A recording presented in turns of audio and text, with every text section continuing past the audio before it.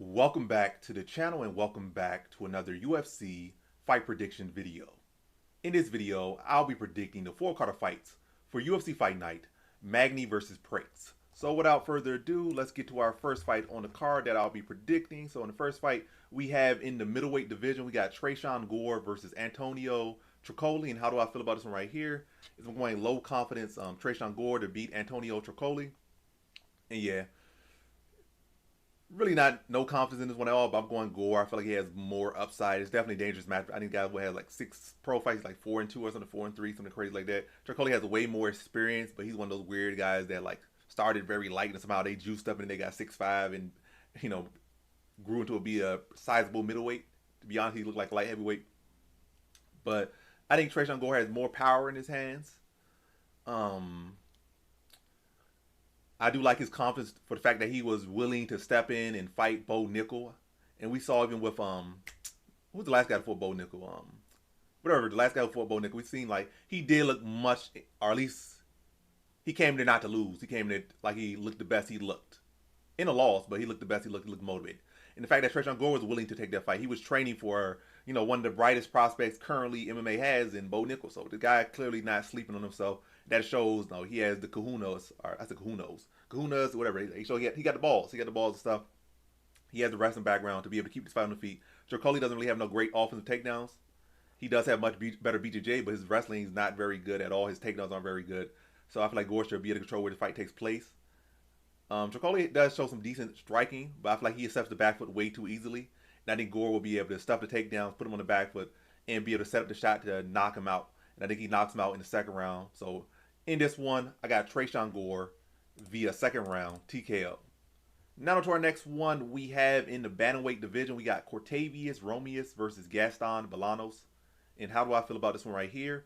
I'm going low confidence Romious to beat Gaston Bolanos. So low confidence this guy to beat that guy. Romious to beat Bolanos. Bolanos, he seems like he's the better striker. He should be the better striker. It doesn't even need to be a seam. He is the better striker. But he does seem to fall very much into the one-dimensional category. He's just a striker. And it's not even like he's the best striker. He's a solid striker. But is he one of the premier strikers in all of MMA or UFC or even in Bellator where he came from or wherever else he came from? No. He's solid, pretty crafty, but when it came to time to fight anyone any bit decent, anyone with a pulse, he has lost every single time. And it's like his record is very padded for the most part as far as his wins go. And again, it's not like he just fought stars and lost or guys. This guy's gonna go on to fight for a belt. This guy's gonna do this. Like anybody that was going to go on to even be a journeyman, like a somewhat decent level journeyman. Matter of fact, not even that. Just I don't know. Any bit decent, any bit of a pulse that beat him. And Romious is the better wrestler. He's the more well-rounded fighter. I have concerns about Romious on the feet, like him getting a little bit too wild on feet or not setting his shots up well and that being a result of him losing the decision or him getting knocked out. But I'm going to see Romious making growth. I feel like I have not seen Gaston Bolanos make any growth. I feel like he's still the same fighter he was, when he got fried checked the first time. I feel like Romious, getting knocked out on continuously. I feel like in the next fight he fought much more composed. I've seen that growth in Romious, so that growth shows that he could get better. Whereas Bolanos, he looked like the same as that guy he's been always. Yes, it was decent or great for where he was at the time, but it clearly was not great for where he was trying to go because he started to lose. And then he got to the UFC. He lost as well here. And it's like, you're good for making highlight reels against cans, but I haven't seen that growth. And I can at least say that I've seen that from Romious, and I can see that Romious is more well-rounded. So I'm going to lean to Romious to get a decision victory here, be able to mix in the wrestling, blend his striking and his wrestling together, and dictate the pace and tempo of this fight and get his hand raised in a decision victory here. So in this one, I have Romious via decision. Now to our next fight, we have in the women's bantamweight division, we got Mullins versus Claudia Sygula. And how do I feel about this one right here? I'm going Mullins, low confidence to beat Claudia Sygula. Neither of these women are particularly good or great or okay. Well, I guess they are okay. That's what I would say. But I feel like Mullins has fought much better competition between the two. Sygula's still very green and hasn't even looked all that good against the level of competition that she was fighting. I feel like her takedown defense doesn't look that good. She does have some decent offense off her back with her BJJ, but again, she hasn't really submitted no one good. She's been submitted by someone not that good. that's been getting trashed around in not Bellator, in PFL. But yeah, she has an okay ground game on her back. But Mullins' issue is not her wrestling. It's not her grappling. It's more so the striking. I feel like Sygula's striking is not that great. She's not really a big hitter, you know, power puncher or power kicker or anything like that. And her takedown defense isn't the best, and she's too confident in her grappling. And that I feel like that could just set her up well to just spend a lot of time on her back trying to chase submissions and just end up spending too much time on her back. And Melissa Mullins just made him negate it, drop ground and pound her, and just fully take advantage of the fact that Sygula is giving her this opportunity to just build up control time because you're trying to chase submissions and Mullins just beating you to the defense and just on top dropping like probably not the greatest ground and pound, but it's like having that top position, dropping ground and pound, stuffing your submissions in or neutralizing your submissions and being able to beat you by decision. I would say Sygula is probably the better striker, but again, I'm not super impressed with her striking. It's not like she's a very big bantamweight or again a heavy hitter. She's okay, but she has clear grappling deficiencies and bad tendencies that can very much end up with you losing a lot of fights at this level because a lot of woman, man in MMA. If you're not that guy or that girl on the ground with submission, like you're really not that. And if anything, Sygula has a track record of getting subbed more than she's actually subbed anyone. Like she lost by sub 3 times in her amateur career, and her solo loss in MMA was a submission. It's not like the person you even got submitted by was like some submission ace. It wasn't. So yeah. I'm gonna take Melissa Mullins to take advantage of that tendency, take advantage of the weak takedown defense of Sygula, and take advantage of the grappling tendencies. That's gonna end up with her spending a lot of time on her back. And yeah, and there's no lack of heart on either side. It's like, oh, Mullins got a lack of heart. Sygula got this. They both got mad heart. The thing they're lacking is skill. It may be IQ, more so on Sygula's side, but yeah. So in this one, I have Melissa Mullins via decision. Now to our next fight, we have in the bantamweight division, we got Cody Stamann versus Blackshear. And how do I feel about this one right here? Is I'm going Damon Blackshear, low confidence to beat Cody Stamann. These are both solid fighters. Stamann has been a solid bantamweight for years and years. He's been holding down for years and years. But to be honest, I just think Damon Blackshear is just a better overall fighter. My confidence probably will be average for this one if he wasn't coming off a first round knockout loss. Yeah, my confidence would probably be average here, but the fact that he is coming up to a knockout loss, and the fact that this already is pretty close fight on paper, is like they match up pretty well. I just feel like Damon Blackshear is better overall. Obviously, the fight, they're going to fight, and that's going to determine is he really better overall, or is he the one that's going to win at the end of the day? Because yeah, you could be the better person on paper, better this on paper. Somebody could touch your chin, you go to sleep, you have a bad night. It could be a lot of different things, but yeah. Basically, I just think Damon Blackshear is the better overall fighter. Cody Stamann does have power. He has very underrated striking. But, at this age, he's getting, knockouts don't come as much. At this point in his career, the knockouts don't come as much. And he hasn't really even been a knockout artist to begin with. I think he had, 1 or 2 knockouts in, 20 fights in the UFC. In, 10 wins, 13 wins. He only had, 2 knockouts. I mean, he only had, 1 knockout. And that was over a guy who was, well past his prime and destroyed and, worn down. So yeah, I'm not saying Stamann knocking anyone out, or at least not Damon Blackshear here.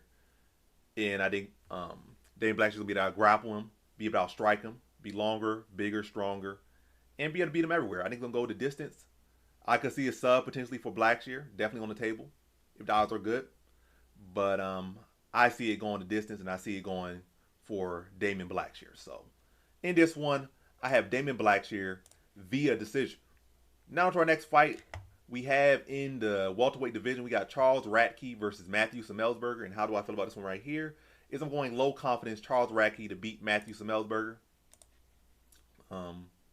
Yeah, low confidence this guy to beat that guy. Yeah, Semelsberger, he definitely has power, but I feel like Radtke has more technique, and I feel like he's the better grappler. I feel like he's a more technical striker. Semelsberger can definitely flatten him with his power. We'll see how he reacts to the power, or how he's able to deal with the power and avoid the power, or wear it down. Maybe he tries to do some counter with a check hook. Maybe try to chew up the lead leg so he take away some of that steam. Maybe look to threaten with some takedowns. But yeah, very even fight. Semelsberger has definitely accomplished much more in the UFC, but he's also has lost a lot more. He's also clearly on the downtrend. Radtke, his 1 loss in UFC, his 2 wins might not be the greatest wins to be honest, but his 1 loss, he lost to the main event fighter. And both of these guys, well, he already got dogged, so it's not even case. Both of these guys will get dogged. Yeah, clearly that guy already got dogged. Radtke already got dogged by Prates. But Semelsberger, he fought him to get dogged too. So, you can't really use that so much against him. You could use the Blood Diamond fight. It wasn't the best fight, to be honest. But yeah. And I feel like Semelsberger, I don't feel like he doesn't really have much of a game plan. I said that in the quick pick. I feel like and when you look at his fights, there's really not much game planning going on with him. It's like if his power affects you, he wins. If his power is not having an effect on you, he just looks lost out there. Or if he's not able to set up his power shots, then he looks lost out there. Or if you're able to take his power and, get through it and just come back, like, start putting the pressure on him, he starts to crack like he did against Uros Medic. Like he was hurting Medic early, but then once Medic was able to rally and get back, get a feel for him, he got crumpled. So yeah, I'm going Charles Radtke. I'm going to go him by decision here. Radtke by decision. I just think he's the more technical fighter. I feel like he fights with a game plan. I feel like Semelsberger just fights like an athlete. Like he doesn't fight with the IQ, and it doesn't seem like his coaches are giving him it either. Like when fighters are able to mix it up on him, are able to plan for his power, it seems like he's lost every single time. And I think Radtke does have that ability. And Radtke has shown the ability to have game plans and fight with actual approaches instead of just going out there looking for that big bang. So in this one, I got Charles Radtke via decision. Now to our next fight, we have in the middleweight division, we got Mansour Abdul Malik versus Dusko Todorovic. And how do I feel about this one right here? Is I'm going low confidence Mansour Abdul Malik. I was thinking average, but low here. Low is good enough to beat Dusko Todorovic. Mansour Abdul Malik just doesn't really have the body of work right now. And even his Contender Series fight, yes, it was a good finish. Or at least it was a finish. Was it a good finish? Not really. But it was a finish. But it was not the greatest performance from him. It was like, yeah, his resume so far, like, he has not beaten no one decent. Even his Contender Series fight was not a decent fighter in my opinion. But we could clearly see that this guy is amazing talent. And they're clearly trying to set him up with a matchup that he should win. Because they see, oh, this is a young, strong, big athletic fighter. With, the sky's the limit if the skills can match his physique and his natural gifts. So they're clearly trying to set him up. And a guy like that, they'll have that rough fight, or they'll have this fight, that fight. The next fight, they're a whole different fight. They look so much improvement. That's what I'm expecting for Mansour Abdul Malik. But the confidence that's not enough to make me have average or high confidence. Like, this is probably a high confidence setup for him to win. But I can't go high confidence based off what ifs. I need to see more. And this is clearly going to be one of those fights that can give me that more, or could give me that less. Like, if depending on how he does in this fight and how he looks in this fight, oh yeah, the guy's here, he's ready. Or could give me concern, like he loses or he struggles here. They're like, yeah, this guy, it's going to be one of those cases where you can't really trust the guy, and he's going to need to keep having these little fights like this until he can get that performance that can say, oh yes, now I can have true confidence in this guy. But yeah, Mansour Abdul Malik, big body, very strong, very athletic, hits very hard, well-rounded enough. I don't think Todorovic's wrestling is all that good, so I don't think it's all that great. But he's still a solid fighter, Dusko Todorovic. He's a solid measuring stick. He has a good chance here, but I think Mansour Abdul Malik will be able to keep the fight on the feet. And I think he'll have the heavier power, be the faster, bigger, more athletic fighter, be the touch Todorovic on his chin, and Todorovic doesn't really have the best chin, or does not have the best reaction. He doesn't have the best chin, and he does not have the best reaction to getting tagged. He kind of shells up, kind of crumbles up, kind of falls, buries himself, whiffing himself. And let me mute this phone. Where's the sound at? But yeah, I think Mansour Abdul Malik will be able to get the first round TKO, be able to press Dusko Todorovic early and get him out early. And that's the best time to do it. And I think that's the time that he will do it. And he'll make up for his performance on the Contender Series. So in this one, I have Mansour Abdul Malik via first round TKO. Now to our next fight, we have in the welterweight division, we got Nicholas Dalby versus Elizeu Zaleski in, the second one. Just like his name has. Elizeu Zaleski the second. This is their second fight. Nicholas Dalby versus Elizeu Zaleski 2. And how do I feel about this one right here? Is I'm going low confidence Nicholas Dalby to beat Elizeu Zaleski again. Yeah, the first fight was close, and I think this fight will be close, but I think everything about this fight, for me, favors Nicholas Dalby. I feel like he has the better game plan. He has the higher fight IQ. He has the better conditioning. And I feel like he'll have the better approach. I think at their given age now, they debuted, 10 years ago they fought each other. Now, 10 years later, I think also his style favors an older fighter. Like, both of these guys are in the tail end of their careers. And typically at this time in their careers, fighters aren't really getting finishes as much. So this And these fights they end up being like hug fest, war of attrition type fights. Like you might get a little bit of explosion here and there, but a lot of it just ends up in who can outlast the other, who can better neutralize the other. And that's the type of style that Nicholas Dalby has, and he has especially now. He really arguably beat Renat Fakhretdinov in his last fight, and he was able to. And Renat Fakhretdinov is a much younger fighter than he is. But yeah, I'm doing too much yapping. What I basically see here is I think Zaleski's still gonna be explosive like he typically is, but Dalby's gonna be able to tie him up, mostly avoid those big explosive strikes, those big spinning heel kicks, those big spinning back kicks, those spinning back fists, those flying knees, those big overhands, maybe a couple of those switch kicks. But Dalby's gonna be able to get a body lock on him, put him against the cage, and stop on some toes, slap some kneecaps, and really force Zaleski to have a war of attrition, like, and down the stretch, just gas him out. Not gonna be no stoppage, not gonna be no blowout. Be a close fight, but a fight that's gonna be heavily fought in the clinch against the cage, where Dalby will be able to thrive and drain down Zaleski and take away his weapons and take away his pop and force Zaleski to fight his fight. And I think he beats Zaleski at his fight. Well, at Dalby's fight. Dalby's gonna make Zaleski fight Dalby's fight, and Dalby's gonna win Dalby's fight. So in this one, I have Nicholas Dalby via decision. Now to our next fight, we have in the women's strawweight division, we got Luana Pinheiro versus Jillian Robertson. And how do I feel about this one right here is going average confidence, Jillian Robertson to beat Luana Pinheiro. I just feel like their track records, their styles, their stories kind of match with each other pretty well. Luana Pinheiro has, amazing talent, but the cardio and conditioning is just not there. Whether it be mental, whether it just be like she got asthma or whatever it may be, she can look pretty good in the first round. But then after that, she looks pretty flat, or maybe here and there. But for the most part, the story with her, she looked good in the round, then she looks flat after that. And Jillian Robertson typically does not look the best the first round, but she can definitely rally and get that second or third round, or just dominate that second, third round, or do what she needs to do in the second or third round to win. So, yeah, Pinheiro has questionable cardio, questionable pacing. Robertson is tough. She's a better submission grappler. Pinheiro also was coming off a fight where she looked, I guess, okay in the first round, and then looked flat in the second round, and then was subbed. I think another fight, she looked good in the first round, okay in the second, and then got stopped in the third. But again, typical pattern. Looks good, and it's a downtrend with her versus there's an uptick with Robertson. And I think Robertson's going to be able to hold her own with Pinheiro in the first round. I'm not saying she's going to win that. That round probably will go to Pinheiro. But I don't think it's going to be no blowout or nothing. And then in the second round, Robertson's going to be able to get her to the ground.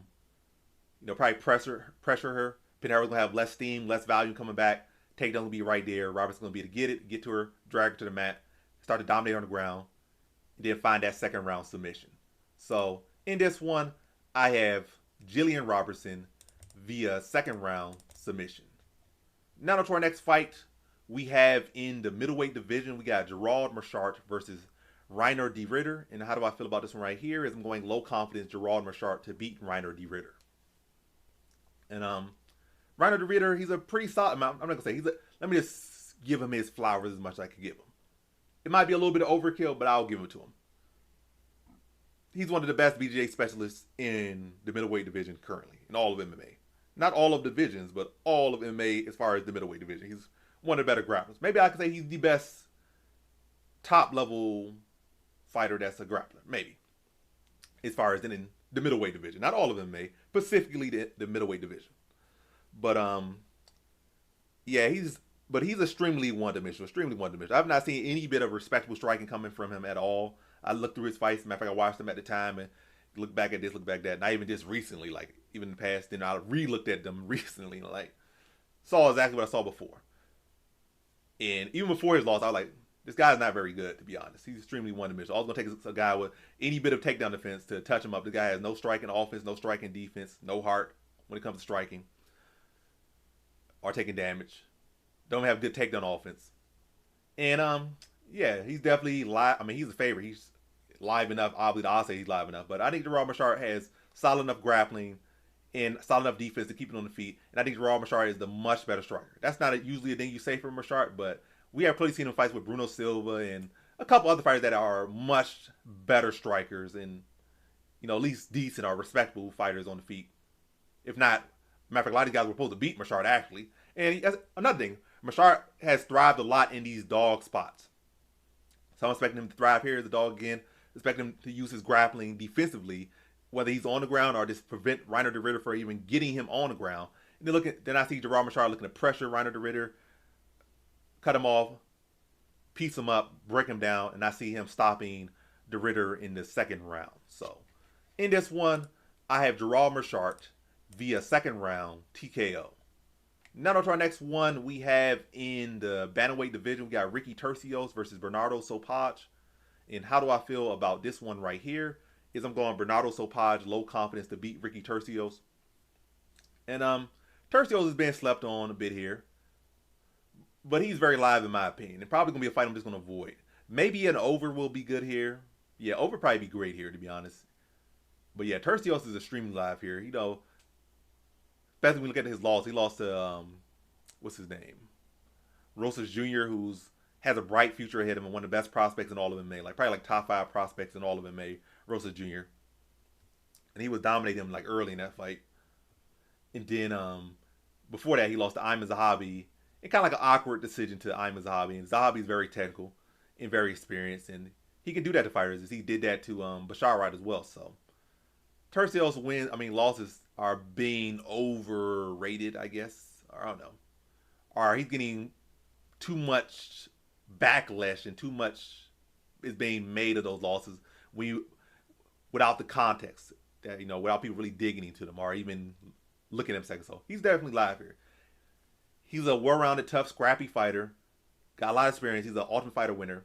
He can push the pace. Sopaj is a solid fighter, but at the end of the day, he's an 0-1 UFC fighter.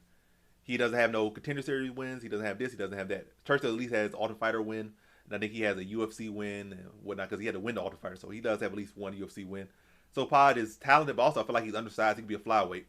But I do feel like he's overall the more technical fighter. I'm picking him to win, but I'm definitely respecting Turcios' body of work and his threat here. But I'm going to say Bernardo Sopaj to be the more well-rounded fighter, be the quicker, sharper fighter. Very close fight, but I think Sopaj will be able to control where the fight takes place for the most part. And I think he'll be the cleaner, more technical striker. And I think he'll be able to outwork and outstrike Turcios, landing the cleaner, flusher strikes. But a very, very close fight I see this playing out is. But Sopaj, technical skills being what gets him over the top. So in this one, I have Bernardo Sopaj via decision. All right. Now on to our next fight. We have in the women's strawweight division, we got Karolina Kowalkiewicz versus Denise Gomes. And how do I feel about this one right here? Is I'm going average confidence Denise Gomes to beat Karolina Kowalkiewicz. Or Kowalkiewicz, or whatever you want to call her name is. But yeah. Karolina's a solid fighter, and she was especially a solid fighter like 10 years ago. Well, I'm probably exaggerating with 10 years. Probably like 5-6 years ago. She was an extremely solid fighter. It hasn't been that long, but it's been long, close enough. But yeah, Gomes, average confidence to beat her. I feel like Gomes can address, what is, Kowalkiewicz is primarily a striker. Her grappling has only probably looked particularly good in maybe 2 fights in her whole UFC career, as far as offensively. So I'm not really so worried about a grappling threat for Kowalkiewicz. It's not like Gomes has like such a grappling deficiency either. So yeah, if anything, Gomes could probably get a sub here, like maybe a clubbing sub or just a flat out sub here. But yeah, Kowalkiewicz is up in age. Not the most durable no more. And never really was the most durable fighter, but especially not now. Gomes is young. She has heavy hands. She has put out 2 good prospects already that are in their prime. So you got a pretty much a 40-year-old Kowalkiewicz who has a lot of mileage on her. I think Gomes will be able to cover the grappling, if not beat a better grappler. And I definitely think she has more power, more pop, and much more will to win and much more juice to win. I think not saying that she takes steroids. I'm talking like she's young, so she has that. She's not dried out like Kowalkiewicz. Basically, I think she'll be able to press Kowalkiewicz early and get her out early, knock her out in the first round. So, in this one, I have Denise Gomes via first round TKO. Now to our next fight, we have in our co-main event in the bantamweight division, we got Cody Garbrandt versus Miles Johns. And how do I feel about this one right here? Is I'm going low confidence Miles Johns to beat Cody Garbrandt. So, yeah, Miles Johns. I'm just gonna say flat out. I'm looking at the camera right now. This is flat out. What are you even saying? Mama mia, mama say, mama sa, mama. But this is flat out a momentum pick.